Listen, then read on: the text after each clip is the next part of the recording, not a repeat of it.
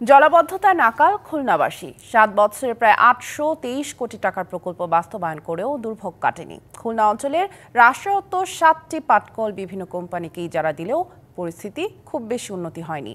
এছাড়া পর্যাপ্ত চাহিদা থাকলেও নানা সংকটে লক্ষ্যমাত্রা অনুযায়ী চিংড়ি রপ্তানি করতে পারছেন না খুলনার উদ্যোক্তারা।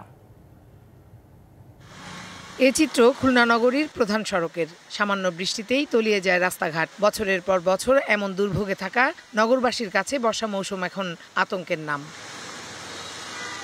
নগরীর জলাবদ্ধতা দূর করতে ২০১৯ সালের জানুয়ারি মাসে ৮২৩ কোটি ৭৬ লক্ষ টাকার ব্যয়ে প্রকল্প গ্রহণ করে খুলনা সিটি কর্পোরেশন।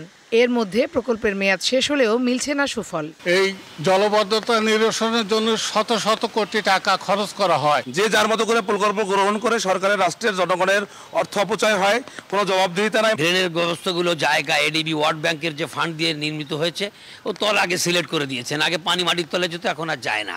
রাস্তা এমন জায়গা ভাঙ্গা পড়ছে আমরা নিজেরা খেয়াল করতে পারি না। পানির মাধ্যমে দেখা যাচ্ছে ফট করে চাকা ওখানে বসে গেছে।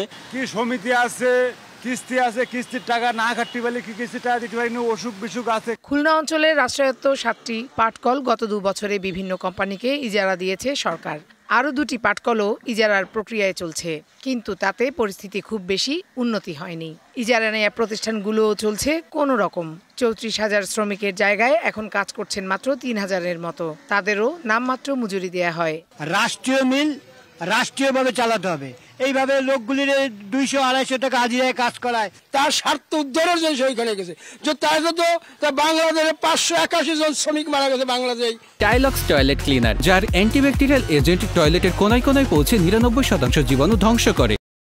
বৈষম্যের জন্য কিন্তু একটি শ্রমিকেরও কল্যাণে কাজুরি করেননি। যে 5টা পাটকলের যে ন্যায্য পাওনা মজুরি, এই টাকাটা আমরা দাবি করি। চাহিদা অনুযায়ী চিংড়ি উৎপাদন না হওয়ায় সংকটে আছেন খুলনার হিমায়িত চিংড়ি রপ্তানিকারকরা।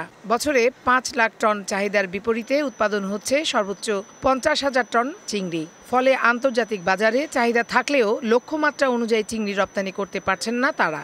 চাষাবাদ পদ্ধতিতে আধুনিকায়ন এবং উন্নত জাতের চিংড়ির উৎপাদন করতে পারলে এই খাতে সুদিন ফিরবে। সেই রকম উৎপাদন হয় না। লবণ পানিটা যদি আমাদের দেয় তাহলে আমাদের চিংড়ি মাছের উৎপাদনটাই আমাদের বাড়বে। কর্তৃপক্ষ বলছে জলাবদ্ধতা নিরসন সহ সংকট সমাধানে পদক্ষেপ নিচ্ছেন তারা। খুলনার আশেপাশের নদীগুলো এই মুহূর্তে তলদেশ ভরাট হয়ে যাচ্ছে। নগরীতে কিছু জলাবদ্ধতা আছে, সেগুলো আসলে পানি প্রবাহের স্থানগুলো ভরাট হয়ে যাওয়া এরকম হচ্ছে। চিংড়ি শিল্প উন্নয়নে পদক্ষেপ নেয়ার আশ্বাস দিয়েছে মৎস্য ও প্রাণী সম্পদ মন্ত্রণালয়। পরিবেশকে ঠিক রেখে নিশ্চয়ই কোনো না কোনোভাবে চিংড়ি উৎপাদনের একটা উদ্যোগ কার্যক্রম অবশ্যই গৃহীত হবে। Farhana Juthi, DBC news.